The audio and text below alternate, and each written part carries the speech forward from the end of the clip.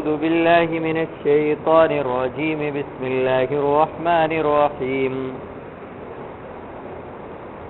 يا أيها الذين آمنوا إذا تداينتم بدين إلى أجل مسمى فاكتبوه وليكتب بينكم كاتب بالعدل ولا يأب كاتب أن يكتب كما علمه الله فليكتب وليملل الذي عليه الحق وليتق الله ربه ولا يبخس منه شيئا فإن كان الذي عليه الحق سفيها أو ضعيفا أو لا يستطيع أن يمل هو فليملل وليه بالعدل واستشهدوا شهيدين من رجالكم فإن لم يكونا رجلين فرجل وامرأتان ممن ترضون من الشهداء أن تضل إحداهما فتذكر إحداهما الأخرى ولا يأبى الشهداء إذا ما دعوا ولا تسأموا أن تكتبوه صغيرا أو كبيرا إلى أجله ذلكم أقسط عند الله وأقوم للشهادة وأدنى ألا ترتابوا إلا أن تكون تجارة حاضرة تديرونها بينكم فليس عليكم جناح ألا تكتبوها واشهدوا إذا تبايعتم ولا يضار كاتب ولا شهيد وإن تفعلوا فإنه فسوق بكم واتقوا الله ويعلمكم الله والله بكل شيء عليم صدق اللہ العظیم.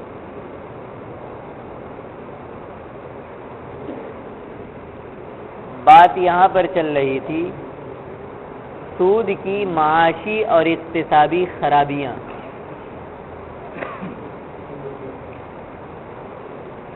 دیکھیے اگر سود کے اندر کوئی اور خرابی نہ بھی ہو تو یہی ایک خرابی اس کے قابل نفرت اور خراب ہونے کے لیے کافی ہے کہ سود کے نظام میں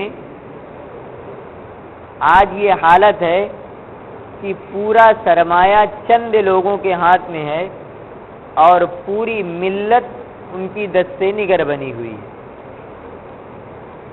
نفع چند لوگوں کا اور پوری قوم اور ملت اس سے نقصان اٹھا رہی ہے. یہ کیسے کہ چند لوگوں کا نفع اور پوری ملت کا نقصان ہو رہا ہے؟ کیسے؟ یہ تھوڑا سا آپ گہرائی کے اندر جائیے، بات بڑی آسانی سے سمجھ میں آ جائے گی. دیکھیے آج کا جو دور چل رہا ہے اس کو کہا جاتا ہے نئی روشنی، لیکن یہ نیا اندھیرا ہے. نئی روشنی کیا ہے؟ شراب کو مشینوں کے اندر ڈال کر صاف کر دیا گیا، تھوڑی سی اس کے ذائقے کے اندر چینجنگ کر دی گئی اور تھوڑا سا اس کا نام بدل دیا گیا. اب وہ شراب نہیں رہی، اب وہ شربت بن گیا، لوگ پی رہے ہیں اسے. چوری اور ڈاکے کے نئے طریقے ایجاد کر لیے گئے. ہو رہی ہے چوری لیکن خوبصورت طریقے سے ہو رہی ہے. ٹیکسیوں کے اندر، رکشوں کے اندر میٹر لگا دیے گئے اور میٹر کی قیمت متعین کر دی گئی. پتہ چلا کہ 20% میٹر آگے چل رہا ہے، کون دیکھ رہا ہے؟ ہو رہی ہے چوری، بڑی خوبصورت طریقے سے ہو رہی ہے. اسی طریقے سے بدکاری اور بے حیائی کے نئے طریقے کار اختیار کر لیے گئے اور اس کو نئی تہذیب کا نام دے دیا گیا. اور ہو رہی ہے بدکاری، ہو رہی ہے بے حیائی، لیکن نئی تہذیب کے نام پر اس کو برداشت کر رہی ہے قوم. بالکل اسی طریقے پر سود کی الگ الگ دکانیں جو پہلے تھی شخصی انفرادی جو رواج سود کا تھا اس طریقہ کار کو ختم کر دیا لوگوں نے. اب کیا؟ مشترکہ چند لوگوں کے نام پر کمپنیاں بن گئیں اور بینکنگ کا ایک نظام چلا دیا گیا اور مکمل طریقہ کار سودی۔ ہوا کیا؟ مشترک کمپنیوں کے ذریعے اور بینکوں کے نظام کے ذریعے ملت کے سارے سرمایے کو وہاں پر سمیٹا گیا کہ اس اسکیم کے اندر اس کمپنی سے آپ جڑ جائیے اور بینکوں کے اندر آپ اپنی رقم کو ڈپوزٹ کیجئے۔ یہ کمپنیاں اور یہ بینکیں آپ کو تجارت کرنا اگر نہیں آتا یا آپ تجارت کرنا جانتے ہیں لیکن پیسے آپ کے پاس نہیں ہیں، یہ کمپنیاں اور یہ بینک تجارت کرے گی اور آپ کو نفع دے گی، گھر بیٹھے آپ کو نفع پہنچے گا۔ اور یہ نفع کے نام پر پوری ملت کے سرمایے کو سمیٹ کر کمپنیوں اور بینکوں کے اندر جمع کر لیا گیا۔ ہوا کیا؟ وہ بڑا سرمایہ دار ساری قوم کی رقم کو یہاں جمع کروایا اور یہاں سے قرض لے کر اڑ نکلا اور لگا دیا تجارت کے اندر۔ یہ اتنا بڑا دھوکہ ہے کہ تھوڑا سا غور کرے اگر انسان تو بہت آسانی سے سمجھ میں آ جائے گی بات۔ ایک تو کیا کیا ان لوگوں نے، اپنے سودی کاروبار کے جرم میں بڑے پیارے انداز میں اس کو بھی شریک کر لیا، یہ سمجھ ہی نہیں پایا بیچارہ۔ اور دوسرے جرم کے ارتکاب کے اندر اس نے اپنے لیے ایک میدان ہموار کر لیا، بینکوں نے اور کمپنیوں نے۔ سمجھ میں آ رہی نا بات میں کیا کہہ رہا ہوں؟ اب اگر آپ غور کریں تو یہ چند ٹکے یا چند آنے جو آپ کو 100 روپے پر دے دیے جاتے ہیں یا دنیا کو دے رہی ہے بینکیں یا کمپنیاں، چند آنے ہی ہوتے ہیں سینکڑے پر، کیا اس سے اس کی زندگی کی گاڑی چل سکتی ہے؟ نہیں چل سکتی۔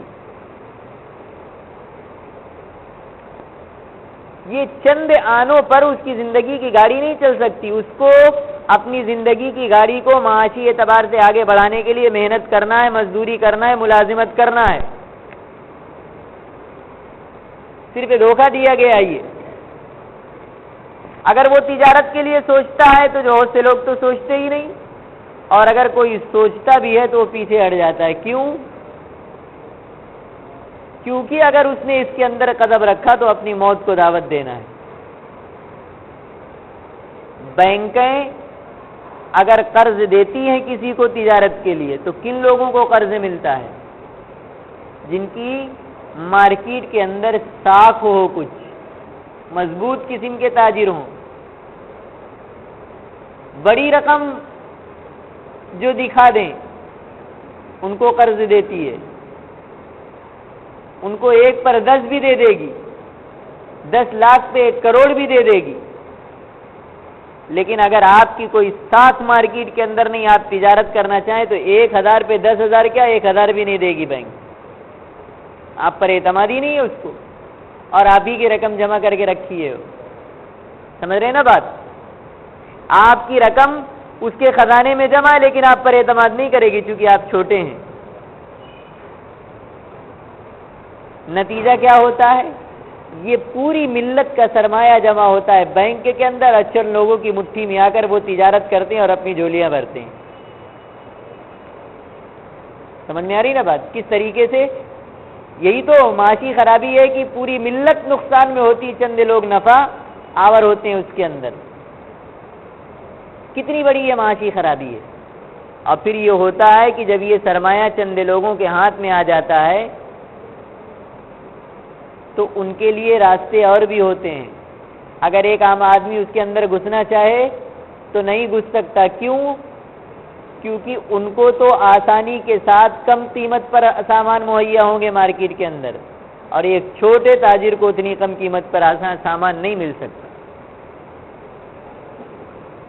اور اگر اس نے کسی نے اپنی تباہی کے لیے اس میں قدم رکھ دیا تو ہوتا کیا ہے؟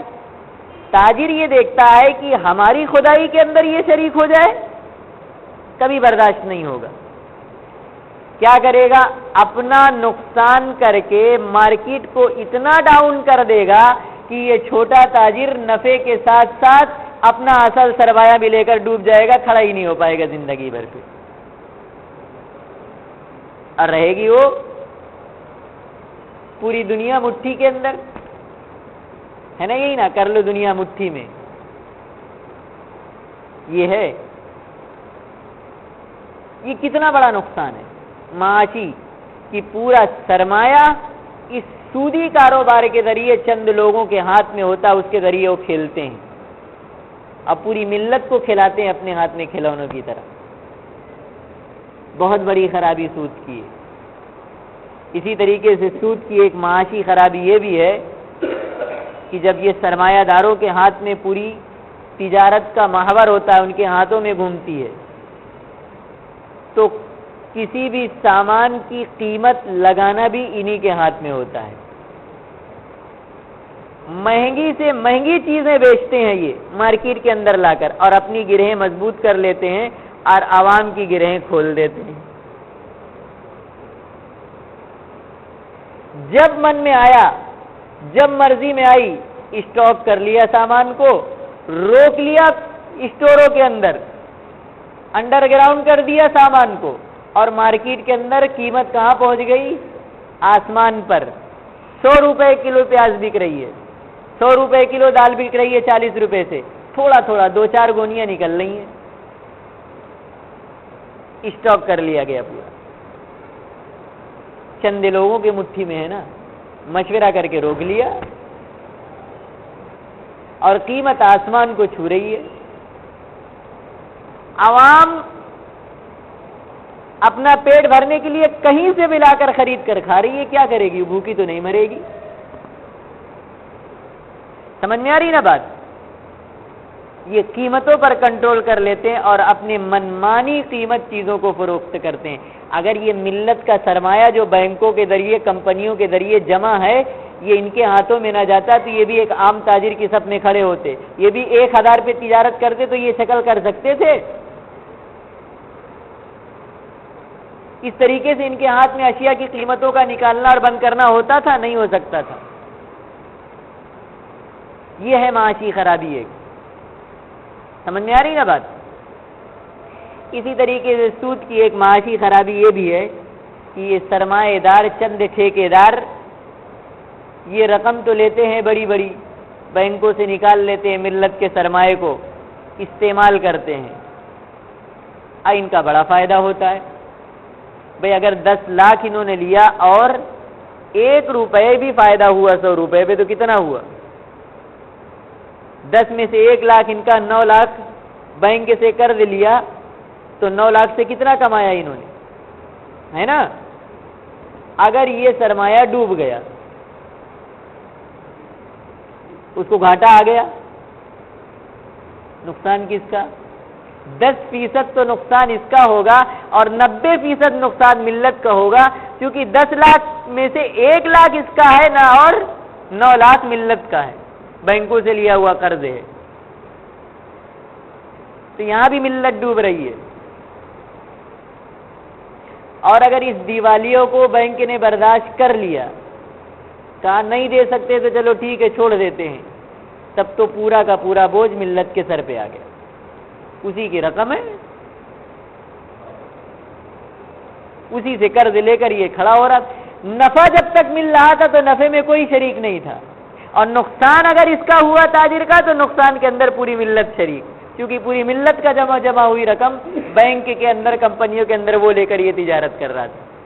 سمجھ رہے ہیں آپ نا بات؟ سمجھ میں آ رہی نا؟ اسی طریقے سے ایک معاشی خرابی سود کے اندر آپ یہ بھی غور کریں گے کتنی بڑی معاشی خرابی ہے کہ اگر کسی نے بینک سے قرض لے کر تجارت شروع کی، دیوالیہ ہوا، دے سکنے کی طاقت نہیں، اب وہ کھڑا نہیں ہو سکتا، تو ہوا کیا؟ اگر اس نے 1 لاکھ لگایا ہے، 9 لاکھ بینک سے لیا ہے، تو 1 لاکھ تو اپنا گیا ہی، 9 لاکھ قرض کے اندر ڈوب گیا، ہے نا؟ اگر بے سود تجارت یہ ہوتی، وہاں سے یہ سودی قرض نہ لیا ہوتا، تو اگر ڈوبتا تو صرف اپنا ہی جاتا، مقروض تو نہ ہوتا۔ سمجھ میں آ رہی نا بات؟ جی ہاں، ایسے اگر آپ غور کرتے جائیں گے تو بے شمار معاشی خرابیاں اس کے اندر ہیں۔ یہ صرف اور صرف سمجھنے کے لیے میں نے کچھ مثالیں آپ کے سامنے پیش کی ہیں۔ علماء نے بڑی بڑی کتابیں اس کی معاشی خرابیوں کی لکھی ہیں، وہ تفصیلات ان کتابوں کے اندر دیکھی جا سکتی ہیں، لیکن یہ دنیا بڑی چالاک ہے۔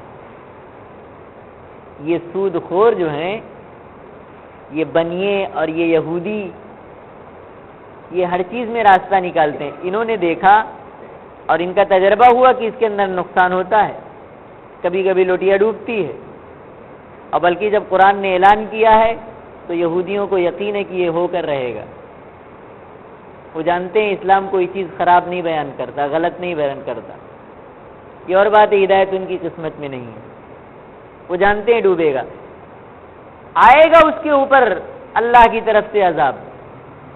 ابھی اس کے اوپر عذاب جو آتا ہے دو شکلیں ہوتی، کبھی آسمانی آفت آتی ہے، جل گیا، جہاز ڈوب گیا سمندر میں سرمایہ لے کر، کبھی کوئی اور آفت آ گئی، ایک تو یہ ہوتا ہے، اور کبھی کبھی بازار کے اندر جس قیمت پر سامان خریدا گیا وہ قیمت اس سے نیچے چلی گئی۔ نقصان کا دوسرا طریقہ مارکیٹنگ کے اندر یہ ہوتا ہے۔ تو ان لوگوں نے دو ادارے قائم کر لیے، ایک انشورنس کمپنیاں بنا دی، بیمہ، جیون بیمہ کروا لیجیے، آپ مال کا بیمہ کروا لیجیے، سمجھ میں آ رہی نا بھائی، انشورنس کمپنیاں بنا دی، اور دوسرے نقصان سے بچنے کے لیے سٹا بازار قائم کر دیے۔ اگر ان کا سرمایہ ڈوبا تو بڑے بڑے تاجر ہیں، تو انہوں نے یہ انشورنس کمپنیاں بنائی۔ انشورنس کمپنیاں ہیں کیا؟ زمین سے کھود کر انہوں نے خزانہ نکال کر جمع کیا انشورنس دینے کے لیے لوگوں کو؟ نہ، یہ بھی ملت کے لوگوں کا سرمایہ ہے، جمع ہے وہاں انشورنس کے نام پر، اور یہ ڈوبے بڑے بڑے تو یہ کہاں سے دیں گے؟ اپنا نقصان تھوڑی کریں گے، یہ بھروا دیں گے وہ انشورنس کمپنیوں سے۔ یہاں بھی ملت کا نقصان۔ لوگ سمجھتے ہیں یہ انشورنس کمپنیاں تو یہ تو آب حیات کی طرح ہیں، لوگوں کو آب حیات نہیں ہے، یہ چوسنے کے لیے ہیں۔ بہت مرتبہ ایسا ہوتا ہے کہ یہ بڑے سرمایہ دار اپنی مہنگی مہنگی گاڑیوں کو کچھ دن استعمال کرنے کے بعد اگر مارکیٹ کے اندر کوئی اچھی گاڑی آ گئی تو مہنگی مہنگی قیمتی گاڑیوں کو جان بوجھ کر ڈرائیور سے کسی درخت کے ذریعے لڑوا دیتے ہیں۔ انشورنس سے ہوتا ہے، نئی گاڑی ملے گی۔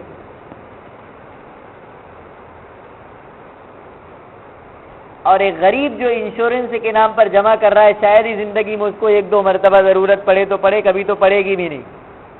جمع کر رہا ہے کہ اولاد کے کام آئے گا، انشورنس کروا رکھا۔ اور یہ سارا فائدہ یہ تاجر، یہ کمپنیاں اپنے نقصان کو پورا کرنے کے لیے یہ بیمہ کمپنی کھڑی کی لا کر، اور اگر آسمان وہ قیمت کے اعتبار سے گھاٹا دکھائی دیا تو سٹا بازار، یہ چالاکی کیا انہوں نے۔ اس کے اندر بھی ملت کی تباہی اور صرف چند لوگوں کے نفع کے علاوہ کچھ بھی نہیں ہے۔ چند لوگ بنتے ہیں اور پوری ملت بگڑتی ہے۔ بہت ساری حکومتوں کو ایسا محسوس ہوا کہ یہ تو سرمایہ چند لوگوں کے ہاتھ میں سمٹ رہا ہے، تو انہوں نے کیا کیا؟ ٹیکس کی شرح بڑھا دی، سب 1 روپے پہ 12 آنا ہم لیں گے، 4 آنا کا، تاکہ وہ جو خزانے میں ان کے جمع ہو رہا ہے وہ ہمارے خزانے میں آتی۔ یہ نہیں جانتے کہ یہ بڑے چالاک ہیں۔ انہوں نے کیا کیا؟ غلط حساب اور غلط طریقہ کار سے وہ بچ نکلے۔ اتنا حکومت کو دکھائیں گے تب نہ وہ 12 آنا لے گی، جب اتنے کی بلی نہیں بنے گی تو 12 آنا لے گی کیا حکومت؟ وہاں سے بھی نکل گئی۔ تو ایسی بڑی بڑی خرابیاں اس کے اندر ہیں، سود کے اندر پورا معاشی نظام تباہی اور بربادی کی طرف۔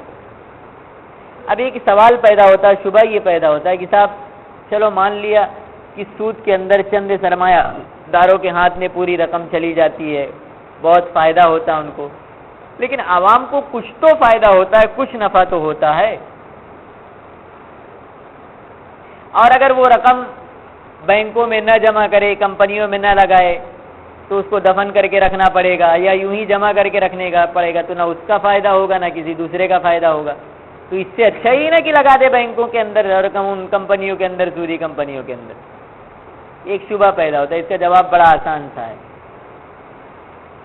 دیکھیے شریعت اسلام جہاں یہ نہیں چاہتی کہ پوری دنیا اور پوری ملت کا سرمایہ چند مٹھیوں میں آ جائے، یہ نہیں چاہتی شریعت اسلام، اس کا راستہ بھی بتاتی ہے۔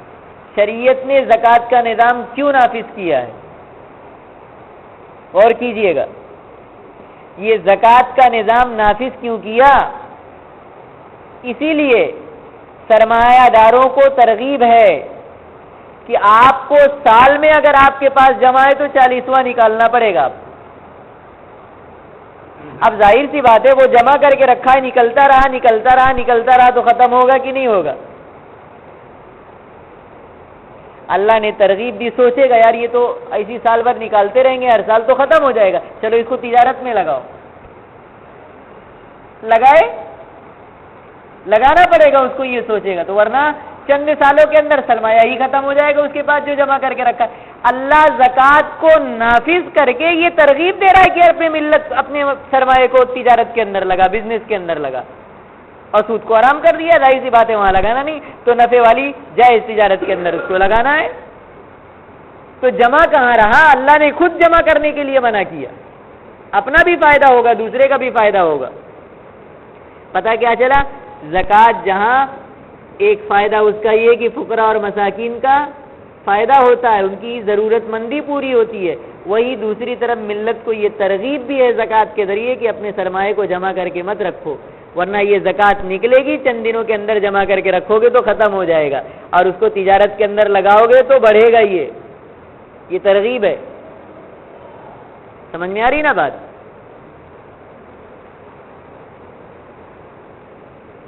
یہ تو ہوئی سود کی معاشی خرابیاں اور اس پر کچھ سوال۔ سود کی روحانی خرابی، دیکھیے اللہ رب العزت نے انسانوں کو بنایا ہے تو انسانوں کے اندر ایک مادہ رکھا، ایثار اور سخاوت، اپنے اوپر کسی کو ترجیح دینا۔ سخاوت تو آپ لوگ سمجھ ہی رہے ہوں گے، فیاضی، یہ جوہر انسان کے اندر اللہ رب العزت نے رکھا ہے۔ ایثار کہتے ہی ہیں کہ آدمی اپنی تکلیف برداشت کر کے دوسروں کے لیے نفع بخش بن جائے، یہ ہے، یہ ایثار اس کو کہا جاتا ہے۔ لیکن یہ سود خور کے اندر سے یہ جذبہ بالکل فنا ہو جاتا ہے، وہ دوسروں کو نفع پہنچائے گا، دیکھے گا دوسرا اس کے برابر آ رہا تو یہی برداشت نہیں کر پائے گا۔ یہ روحانی خرابی ہے، انسانیت کو انسانیت سے نکال رہی ہے اگر غور کیا جائے تو۔ یہ سمجھ میں آ رہی نا بات؟ اسی طریقے سے سود خور ایک ضرورت مند، مفلس، محتاج سے ناجائز فائدہ اٹھانے پہ تلا ہوتا۔ بھائی کوئی کسی سے سودی قرض لے گا، کیوں لے گا؟ کچھ ضرورت ہوگی نا اس کو، تو یہ ضرورت سے ناجائز فائدہ اٹھا رہا ہے نا۔ اور قرض آدمی صرف دے گا تو اس کو صرف اور صرف کیا؟ اس کا نفع پیش نظر، اور سود خور اس کی ضرورت سے ناجائز فائدہ اٹھاتا ہے، یہ روحانی خرابی ہے۔ اور وہ اپنے مال کو حاصل کرنے میں اتنا بدحواس اور مست ہو جاتا ہے کہ اس کو کسی کی فکر نہیں رہتی، سوائے مال کے اور کوئی چیز سامنے نہیں ہوتا ہے۔ یہ چیز بڑی روح کو تباہ کرنے والی ہے۔ ایسے بے شمار روحانی خرابیاں بھی ہیں اس کے اندر، سمجھ میں آ رہی نا بات؟ یہاں تک تو آپ کے سامنے سود کی حقیقت، اس کی معاشی اور اقتصادی اور روحانی خرابیاں، ان چیزوں کی تفصیلات آپ کے سامنے آئی۔ اب اس کے اندر ایک بات جو میں نے کہا تھا، ایک حیثیت اس کے اندر یہ بھی غور کرنے کی ہے سود کے معاملے میں کہ آج دنیا کے اندر سود رکن اعظم بن چکا ہے۔ کیا مطلب؟ حصول اموال کے جو ذرائع ہیں اس کے اندر ایک پلر کی حیثیت اس کو حاصل ہو گئی ہے۔ اب لوگ یہ سوچتے ہیں قرآن و حدیث تو ممانعات بیان کر رہا ہے، چلو معلوم سمجھ لیتے ہیں اس کو، لیکن اگر اس سے باہر نکلتے ہیں، ہم بینکوں کے نظام کو چھوڑتے ہیں اور ان چیزوں کو چھوڑتے ہیں تو پھر ہم جئیں گے کیسے؟ کاروباری نظام کیسے چل سکے گا؟ یہ ایک کشمکش دماغ کے اندر ہوتی، اس حیثیت سے بھی اس پر غور کر لینا چاہیے۔ دیکھیے جب کوئی مرض اگر وبا کی شکل اختیار کر جائے تو اس کا علاج دشوار تو ضرور ہوتا ہے لیکن بیکار نہیں ہوتا۔ اتنا سمجھ لیجیے، بیکار نہیں ہوتا، علاج کبھی نہ کبھی تو کارگر ہوگا ہی ہوگا، لیکن ہمت نہیں ہارنا چاہیے۔ بس اللہ تعالیٰ نے قرآن پاک میں فرمایا ما جعل اللہ علیکم فی الدین من حرج، اللہ تعالیٰ نے دین کے معاملے میں تم پر کوئی حرج اور تنگی نہیں متعین کی ہے۔ کیا مطلب؟ اللہ نے سود کو جب حرام کیا ہے، آدمی سودی نظام کو چھوڑے گا تو اللہ تبارک و تعالیٰ نے اس کے معاش اور اس کے اقتصاد کو مضبوط کرنے کا ضرور کوئی راستہ متعین کیا ہوگا۔ یہ نہیں کہ اگر سود کو حرام کر دیا تو اور آج پورا معاشی نظام سود کے اوپر قائم ہے تو آدمی لے کر ڈوب جائے گا اگر سود کو چھوڑے گا نا۔ دین کے اوپر عمل کریں گے تو تنگی نہیں آئے گی آپ کے اوپر، اور دین یہ کہہ رہا ہے سود کو آپ کو چھوڑنا ہے تو ضرور اللہ نے راستہ متعین کیا ہے، ہم اسے تلاش نہیں کر پا رہے ہیں، کوشش کریں راستہ نکلے گا۔ اگر تنگی بھی آ رہی ہے تو راستے کو چھوڑے نہیں، اللہ تبارک و تعالیٰ آگے راہ پیدا کرے گا، اور ہمت ہاریں گے تو نقصان ہمارا ہوگا۔ سمجھ رہے نا بات کو؟ آج ہم نے موجودہ بینکوں کے نظام کو دیکھ کر یہ نتیجہ نکالا ہے، کمپنیوں کے نظام کو دیکھ کے یہ نتیجہ نکالا ہے کہ اس کے بغیر چارہ کار نہیں رہ گیا ہے، لیکن اگر غور کیا جائے تو بینکوں کے نظام کو بھی بدلا جا سکتا ہے، سسٹم کو بھی بدلا جا سکتا ہے۔ یہ نہیں ہے کہ بینکیں سود کے بغیر نہیں چل سکتی، یہ دماغ کا خلل ہے، اسے نکال دینا چاہیے۔ چند ماہرین شریعت کو بٹھا دیجئے اور چند ماہرین بینکنگ کے جو نظام کو جانتے ہیں ان کو بٹھا دیجئے، ایک نیا طریقہ کار نکال کر نہ سامنے رکھ دیا جائے جو بینکوں کو بے سودی اعتبار سے چلایا جائے، بالکل نظام تیار ہو جائے گا۔ لیکن ماہرین شریعت کو بٹھائے گا کون؟ بینکوں کا سارا نظام تو یہودیوں کے ہاتھ میں ہے، عیسائیوں کے ہاتھ میں ہے، وہ بیٹھنے دیں گے کبھی؟ ورنہ ماہرین شریعت بیٹھے تو دیکھو بینکوں کے نظام کو بے سودی نہ بنا دے تو پھر کہنا کیوں نہیں چل سکتا بینک بغیر سود کے؟ اور آج مولانا تقی عثمانی صاحب نے اپنی ایک کتاب کے اندر لکھ رکھا ہے کہ یورپ اور امریکہ وغیرہ کی بڑی بڑی بینکیں میرے پاس خطیں لکھ رہی ہیں کہ صاحب کوئی ایسی شکل بتلائیے آپ کے اسلام کے اندر کیا ہے کہ ہمیں اگر یہ طریقہ کار اور یہ اسکیم بینکوں کے ذریعے نکالے تو ہمیں نقصان نہ ہو، بے سودی کوئی طریقہ آپ اسلامی اس طریقے کے اندر نکال کر بتلائیے۔ کیوں رجوع کر رہے ہیں؟ انہوں نے اپنے رسالوں کے اندر یہ بات لکھ رکھی ہے، ان کے پاس خطوط کے ڈھیر لگے ہوئے ہیں کہ صاحب ہماری کمپنی یہ طریقہ کار نکال لی، یہ اسکیم نکال لی ہے، اس کو بے سودی بنانے کے لیے آپ کا اسلام کیا کہتا ہے؟ تو کیوں نہیں چل سکتا بینک کا نظام بے سود کے؟ چل سکتا ہے، یہ دماغ کا خلل ہے کہ بینکیں ڈوب جائیں گی اگر سودی اعتبار سے نہ چلیں تو۔ بینکوں کے نظام کو درست کیجیے۔ آدمی سود لیتا کیوں ہے؟ ایک تو تجارت کے لیے، بینکوں کا نظام آپ درست کر دیجئے، یہ راستہ درست ہو جائے گا۔ دوسرا، آدمی سود لیتا ہے اپنے وقتی اور ہنگامی ضرورت کی بنا پر، فقر و فاقہ اور محتاجگی کی بنا پر، تو اسلام نے تو اس کا پہلے ہی نظام قائم رکھا ہے۔ زکوٰۃ کیا ہے؟ صدقات کیا ہیں؟ خیرات کیا چیز ہے؟ اسی محتاجی، اسی فقیری اور اسی ضرورت مندی اور وقتی اور ہنگامی حالات کے لیے تو ہے، یہ تو پہلے سے اسلام کے اندر نظام قائم ہے۔ لیکن مسئلہ یہ ہے کہ بے دینی اور دین سے ناواقفیت نے آج اس نظام کو بھی بالکل توڑ دیا ہے۔ ملت کے سرمایہ دار میں سے آپ کو چند ہی افراد ایسے ملیں گے، آج ہم ایسے ہی زکوٰۃ سے بھاگتے ہیں جیسے نماز سے۔ سرمایہ دار جو زکوٰۃ نکال رہے ہیں ان میں سے کچھ فیصد تو پوری زکوٰۃ نکالتے ہیں، بقیہ 95% جو لوگ نکال رہے ہیں ان کی زکوٰۃ پوری نہیں نکل رہی ہے، اور اگر نکل رہی ہے تو صحیح مصرف میں نہیں جا پا رہی ہے۔ لوگ نکال رہے ہیں، ادا نہیں کر رہے ہیں۔ ادا کرنا الگ ہے، نکالنا الگ ہے۔ یہاں نظام گڑبڑ ہو گیا، ورنہ ہوتا کیا؟ صرف یہی زکوٰۃ کی رقم، صرف یہی زکوٰۃ کی رقم، واللہ مسلمان سرمایہ داروں کی صرف یہی زکوٰۃ کی رقم مسلمانوں کو کسی سے سودی قرض لینے کے لیے مجبور نہ کرتی۔ آج بھی اگر عادلانہ اسلامی حکومتیں عادلانہ طور پر قائم ہو جائیں اور قائم ہو جائیں اس کے اوپر کہ اس کی صحیح تقسیم کی جائے گی اور ملت کی زکوٰۃ کی رقم جمع ہو صحیح طریقے پر، تو ضرورت مند کی ضرورت بھی پوری ہوگی اور یہ سودی قرضوں کے بجائے اس کو بے سودی قرضہ دے کر اس کو تجارت کے لیے کھڑا کیا جا سکتا ہے۔ بہت سارے طریقہ کار ہیں، لہذا دماغ کے اندر جو یہ بیٹھ گیا ہے کہ آج تو پوری دنیا سودی نظام میں جکڑی ہوئی ہے، اس سے باہر نکلیں گے تو تجارت اور بزنس کا حال کیا ہوگا؟ بہت اچھا حال ہوگا، لیکن چند لوگ اسے نہیں کر سکتے ہیں۔ پوری ملت کھڑی ہو یا ایک بڑی جمعیت کھڑی ہو، انفرادی اور شخصی طور پر اگر کوئی کرے گا اس کو تو ناکام تو میں نہیں کہہ سکتا، چونکہ قرآن کا اعلان ہے سود سے ہٹ کر کام کرے گا تو آدمی ناکام نہیں ہوگا، تو ناکام تو نہیں کہہ سکتے، ہاں کچھ دشواری ضرور آئے گی، لیکن ناکامی اس کو بھی نہیں ملے گی۔